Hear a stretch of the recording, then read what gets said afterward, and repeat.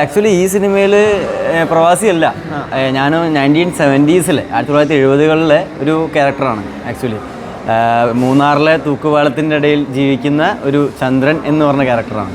പ്രവാസിയല്ല, ഒരു പക്കാ മലയാളിയാണ്. ഒരു ഹക്കീമിൻ്റെ എഫക്റ്റ് ഇപ്പോഴും നമ്മുടെ പ്രേക്ഷകരുടെ മനസ്സിൽ നിന്ന് വിട്ടുപോയിട്ടില്ല. ആ ഒരു സിനിമയ്ക്ക് വർഷങ്ങളോളം എടുത്തൊരു ആദ്യ സിനിമയിൽ തന്നെ ഇത്തരത്തിലുള്ള ഒരു വലിയൊരു സംഭവം എടുക്കുമ്പോഴത്തേക്കും ഈ രണ്ടാമത്തെ സിനിമയിൽ എന്തൊക്കെയാണ് അത് ഈ ഒരു സിനിമയിൽ എന്നെ ഏറ്റവും കൂടുതൽ എക്സൈറ്റ് ചെയ്തിച്ച ഒരു കാര്യം എന്ന് പറയുന്നത് തന്നെ ഈ ഒരു 70-കളിലെ പ്രണയം തന്നെയാണ്. അതായത് ഇന്നത്തെ കാലഘട്ടത്തിൽ നിന്നും പഴയ കാലഘട്ടത്തിൽ നിന്നും ഭയങ്കര കോൺട്രാസ്റ്റ് ഉണ്ട്. കാരണം ഇന്ന് ഭയങ്കര ഫ്രീ ആണ്. അപ്പോൾ ആ കാലഘട്ടത്തിൽ നമ്മൾ കണ്ണുകൾ കൊണ്ട് പ്രേമിക്കുകയും കത്തുകളിലൂടെ കമ്മ്യൂണിക്കേറ്റ് ചെയ്യും, അങ്ങനെയൊക്കെ ചെയ്തൊരു കാലഘട്ടമാണല്ലോ. അപ്പോൾ അത് എങ്ങനെ ചെയ്യാം, ഈ കണ്ണുകൾ കൊണ്ട് പ്രണയിക്കുന്ന ഒരു സംഭവമൊക്കെ എങ്ങനെ ചെയ്യാം എന്നുള്ളൊരു സംഭവങ്ങളാണ് എന്നെ എക്സൈറ്റ് ചെയ്യിപ്പിച്ചതൊക്കെ. അപ്പോൾ അതുകൊണ്ട് തന്നെ ഈ നമ്മൾ ഇത് ഇടുക്കിയിൽ വെച്ചിട്ടാണ് ഷൂട്ട് ചെയ്തത്. അപ്പോൾ അതിന് വേണ്ടിയിട്ട് ഷൂട്ടിന് 2 ദിവസം മുന്നേ അവിടെ പോയി അവിടുത്തെ ഒരു ആൾക്കാർ എന്താണ് അവിടെ ഒരു ഹൈ റേഞ്ചിലുള്ള ആൾക്കാർ ഒരു മാനറിസങ്ങളും ചെറിയൊരു ബാക്കിൽ കൈ കെട്ടുന്നൊരു സംഭവങ്ങളൊക്കെ അവർ ചെയ്യാറുണ്ട്. അപ്പോൾ അതുപോലെയുള്ള കുറച്ച് ചെറിയ ചെറിയ സംഭവങ്ങളൊക്കെ. പിന്നെ നമ്മളെല്ലാവരും പ്രണയം മനസ്സിൽ സൂക്ഷിക്കുന്ന ആളുകളാണല്ലോ. അപ്പോൾ അതുകൊണ്ട് തന്നെ ഇതും ഒരു ഈസി ആയിരുന്നു എന്ന് എനിക്ക് തോന്നുന്നു. ഈ ഒരു കാലഘട്ടം 70-കളിലെ ആ കാലഘട്ടമാണല്ലോ പറയുന്നത്. എത്തരത്തിലായിരുന്നു ആർട്ടും കാര്യങ്ങളൊക്കെ? ആർട്ട് എന്ന് പറയുന്നത് കറക്റ്റ്, അത് നമുക്ക് നേരത്തെ പറഞ്ഞ പോലെ തന്നെ ഈ മൂന്നാറിലും അല്ലെങ്കിൽ കുട്ടിക്കാനം ആ ഒരു ഭാഗത്തൊക്കെയുള്ള ജോഗ്രഫി അത് കാലങ്ങൾ കൊണ്ട് അന്നും ഇന്നും ഏകദേശം സെയിമൊക്കെ തന്നെയാണ്.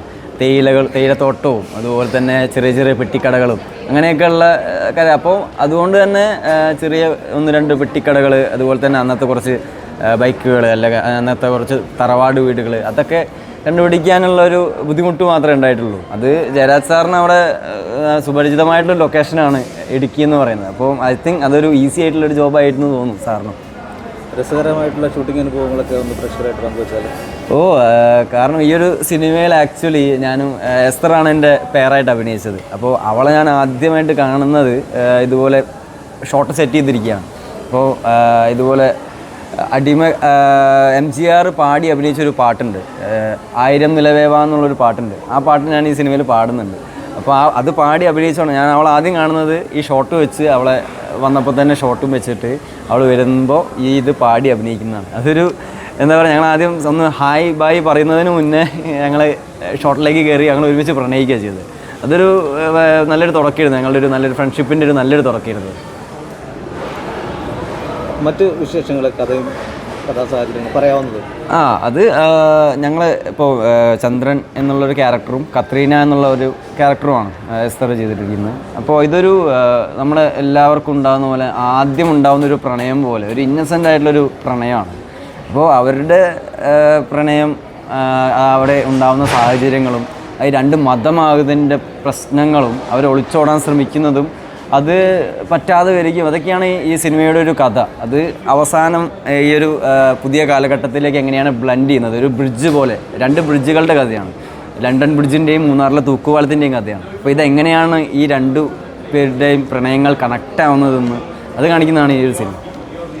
ഈ ഹക്കീമിന് ശേഷം പിന്നെ എങ്ങനെയായിരുന്നു മലയാള പ്രേക്ഷകർ സ്വീകരിച്ചത്? ആൾക്കാരെ കാണുമ്പോഴത്തേക്കും ഓടി വരാറുണ്ടോ, ആളിനെ അറിയുന്നുണ്ടോ, എന്തൊക്കെയാണ്? അത് ഹക്കീം എന്നൊരു കഥാപാത്രം എനിക്ക് തന്നൊരു ഇമ്പാക്റ്റ് അത് എനിക്ക് തോന്നുന്നില്ല. അത് മലയാളികൾ ഈ അടുത്ത കാലത്ത് ഒരുപാട് ഇഷ്ടപ്പെട്ടൊരു കഥാപാത്രങ്ങളിൽ ഒന്നാണ് ഹക്കീം എന്നാണ് എനിക്ക് തോന്നുന്നത്. കാരണം അത് എൻ്റെ അടുത്ത് വരുന്ന, എനിക്ക് സ്നേഹം പ്രകടിപ്പിക്കുന്ന ഓരോരുത്തരുടെയും കണ്ണുകളിൽ ഞാനത് കാണാറുണ്ട്. ഹക്കീമിനോടുള്ള ഒരു ഇഷ്ടം, അവൻ്റെ മരണത്തിനോടുള്ളൊരു നൊമ്പരം എല്ലാം അവർ എൻ്റെ അടുത്ത് തരുന്ന സ്നേഹത്തിൽ എനിക്ക് കാണാറുണ്ട്. അപ്പോൾ എല്ലാവരും ഞാനിപ്പോൾ എവിടെ പോയാലും ഹക്കീമേന്ന് വിളിച്ചിട്ടാണ് എന്നെ കെട്ടിപ്പിടിക്കുകയും. ഇതുപോലൊരു അമ്മയെ കണ്ടായിരുന്നു, ഒരു വയസ്സായിട്ടുള്ളൊരു അമ്മ. ഒരു ദിവസം ഞാൻ റെസ്റ്റോറൻറ്റിൽ പോയിട്ട് ഫുഡ് കഴിക്കുന്ന സമയത്ത് അമ്മ എൻ്റെ അടുത്ത് വന്നിട്ട് ഇതുപോലെ കെട്ടിപ്പിടിച്ചിട്ട് മോനെ നീ മരിച്ചിട്ടില്ലല്ലോ എന്നൊക്കെ പറഞ്ഞിട്ട് അങ്ങനെയൊക്കെ ചെയ്യുമ്പോൾ നമുക്ക് കിട്ടുന്നൊരു സന്തോഷമുണ്ടല്ലോ, നമ്മൾ ഇട്ട എഫേർട്ടിനുള്ള അംഗീകാരങ്ങളായിട്ടാണ് എനിക്കിതൊക്കെ തോന്നുന്നത്. എത്ര വർഷമായിരുന്നു അത്? ആക്ച്വലി 2017 തുടങ്ങി 2024 ഷൂട്ടും കഴിഞ്ഞ് റിലീസ് നടക്കുന്നത്. അപ്പോൾ 7 വർഷത്തോളമുള്ളൊരു ജേണി ഉണ്ടായിരുന്നത്. 2017 2017 സിനിമയിലേക്ക് വന്നു. 2025 രണ്ടാമത്തെ സിനിമയാവുന്നുള്ളൂ. അതെ. അപ്പോൾ ഇത്രയും കാലം എടുത്ത് 2 മാത്രം ആയതിൻ്റെ മൊത്തത്തിലൊരു വിഷമത്തെങ്കിലും ഉണ്ടോ? ഇല്ല, കാരണം ആടുജീവിതം എന്നുള്ളൊരു സിനിമ ഒരു 7 വർഷം കൊണ്ട് ചെയ്തു എന്നുള്ളതിനാണ് അതിൻ്റെ ഒരു വർത്ത്. ക്വാണ്ടിറ്റി അല്ലല്ലോ, ക്വാളിറ്റി മാറ്റേഴ്സ്. അതാണ്, അങ്ങനെയാണ് ഞാൻ വിശ്വസിക്കുന്നത്. ക്വാളിറ്റി ഉള്ള നല്ല സിനിമകൾ ചെയ്യുക എന്നുള്ളൊരു കൺസെപ്റ്റാണ് എനിക്കുള്ളത്, കുറേ സിനിമകൾ ചെയ്യുന്നതിനേക്കാളും. സോ ആ ഒരു ഒറ്റ സിനിമ എനിക്ക് ഒരുപാട് കാര്യങ്ങൾ പഠിപ്പിച്ച് തന്നിട്ടുണ്ട്, പിന്നെ ഒരുപാട് നല്ലൊരു ബെറ്റർ ഹ്യൂമൺ ആക്കിയിട്ടുണ്ട്. സോ അതിന് ഞാൻ ഗ്രേറ്റ്ഫുള്ളാണ്. എന്തൊക്കെയാണ് പുതിയ പ്രോജക്റ്റുകൾ? എങ്ങനെയൊക്കെയാണ് പുതിയ ഒരു പ്രൊജക്റ്റ്? ജിത്തു സാറിൻ്റെ ഒരു പ്രൊജക്റ്റ്, ജിത്തു ജോസഫ് ആളുടെ ഒരു പുതിയ ഡയറക്ടോറിയൽ പ്രൊജക്റ്റ് ഉണ്ട്, വലതുവശത്തെ കള്ളൻ എന്ന് പറഞ്ഞിട്ട്. അതിൻ്റെ ഷൂട്ട് തുടങ്ങാനുണ്ട് ഈ മാസം. അതാണിപ്പോൾ ഇനി അടുത്ത വരാനുള്ള പ്രൊജക്റ്റ്. സിനിമയിലെ കുറേ പ്രശ്നങ്ങൾ നിലനിൽക്കുന്ന സമയമാണ്. കോടികളും കോടി ക്ലബും തട്ടുമുട്ടും MDMA അങ്ങനെയുള്ള കുറേ പ്രശ്നങ്ങളൊക്കെ. ഈ സാഹചര്യങ്ങളെ എങ്ങനെയാണ് നോക്കി കാണുന്നത്? എല്ലാവരും അറ്റ് ലാസ്റ്റ് നമ്മുടെ വർക്ക് നന്നായിട്ട് ചെയ്യുക എന്നുള്ളതാണ്, നമ്മുടെ ജോലി നല്ല വൃത്തിയായിട്ട് ചെയ്യുക എന്നുള്ളതാണല്ലോ. നമ്മളെല്ലാവരും ജോലി ചെയ്യാൻ വേണ്ടിയിട്ടാണ് നമ്മൾ സിനിമയിലേക്ക് വരുന്നത്, ജോലി ചെയ്യുക.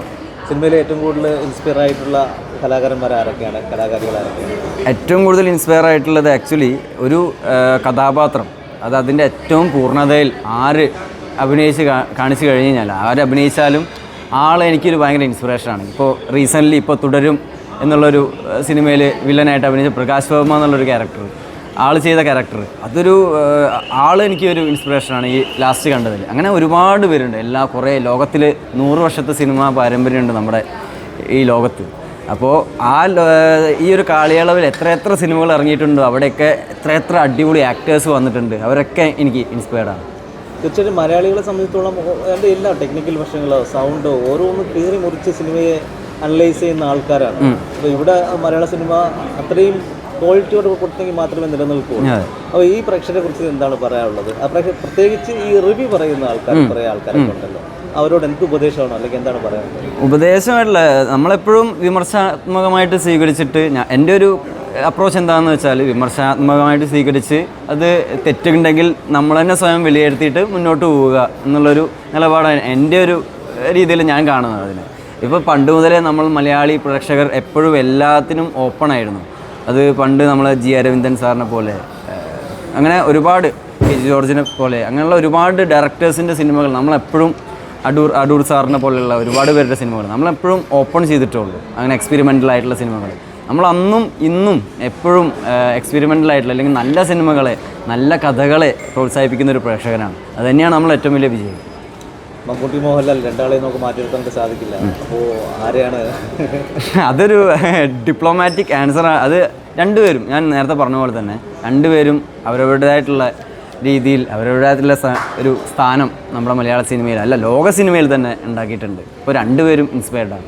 ഒരുപാട് സിനിമകൾ അപ്രോച്ച് ചെയ്യാനുള്ള സാധ്യത വളരെ കൂടുതലാണ് കാരണം ആടുജീവിതത്തിന് ശേഷം. അപ്പോൾ ഈ കഥകളൊക്കെ സെലക്ട് ചെയ്യുന്ന സമയത്ത് എന്തൊക്കെയാണ് ശ്രദ്ധിക്കുന്നത്? അതായത് ഏറ്റവും കൂടുതൽ എനിക്ക് എന്താണ് പെർഫോം ചെയ്യാൻ പറ്റുക എന്നുള്ളൊരു ആദ്യം ഒരു പോയിൻ്റാണ്. അതായത് ഇപ്പോൾ ഒരു കഥ കേട്ടു എന്ന് വെക്കുകയാണെങ്കിൽ ആ കഥ എനിക്ക് ആദ്യം ഇഷ്ടപ്പെട്ടു. ഓക്കെ, അതിൽ എനിക്ക് എന്താണ് ഡിഫറെൻ്റ് ആയിട്ട് ചെയ്യാൻ പറ്റുക, അത് എന്തൊക്കെയായിരിക്കും എനിക്കതിൽ ആ ടേബിളിൽ കൊണ്ടുവരാൻ പറ്റുക, അത് നല്ല അടിപൊളിയായിട്ട് ചെയ്യാൻ പറ്റുമോ, അങ്ങനെയൊക്കെയുള്ളൊരു കുറേ ചിന്തകളാണ്. അപ്പോൾ പെർഫോമിങ് ഓറിയൻറ്റഡ് ആയിട്ടുള്ള സിനിമകൾ ഇങ്ങനെ ഞാൻ നേരത്തെ പറഞ്ഞ പോലെ തന്നെ ക്വാണ്ടിറ്റി അല്ല ക്വാളിറ്റി നല്ലതാവുക എന്നുള്ളൊരു അങ്ങനെ ഒരു നിർബന്ധം എനിക്കുണ്ട്. അതാണ് മേ ബി ഇതുപോലെ രണ്ടാമത്തെ സിനിമ ഇപ്പോൾ ഇറങ്ങുന്നതും കുറേ അധികം സിനിമകൾ ഇറങ്ങാത്തത്. അപ്പോൾ എന്തായാലും ഈ വിലപ്പെട്ട സമയം ഈ ദുബായിൽ ഞങ്ങളോടൊപ്പം ചെലവഴിച്ചതിന് എല്ലാവിധ ഭാഗങ്ങളും നേരുന്നു. നിങ്ങളുടെ ഈ പുതിയ ചിത്രം വൻ വിജയമാകട്ടെ. എല്ലാവിധ ആശംസകളും. Thank you.